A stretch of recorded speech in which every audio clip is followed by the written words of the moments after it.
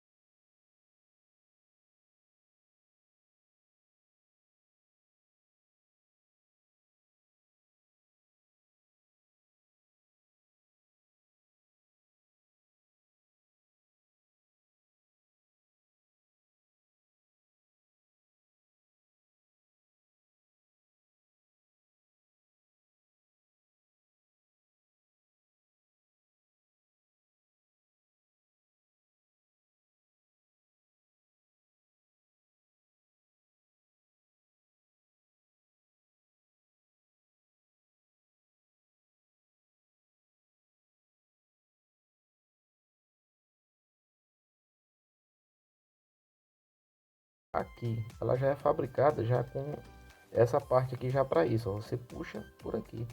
Tem gente que tem o hábito de puxar, tá dentro da tomada, a tomada tá colocada, né? E ela puxa aqui pelo cabo. E às vezes, de tanto usar com uso, isso aqui vai romper, tá bom? Então aqui para resolver isso aqui tem várias maneiras, né? Uma delas é a gente pegar um plug desses aqui, né? Proceder a solda, isolar e fazer o acabamento, né? Às vezes a gente faz com fita isolante, quando não tem aqueles protetores termorretrátil, né? Que é um espaguetezinho termorretrátil que ele funciona muito bem, né?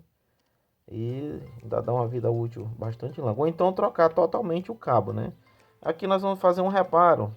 Você vai ver que a gente encontra esse aqui, ó, esse plug aqui a gente encontra nas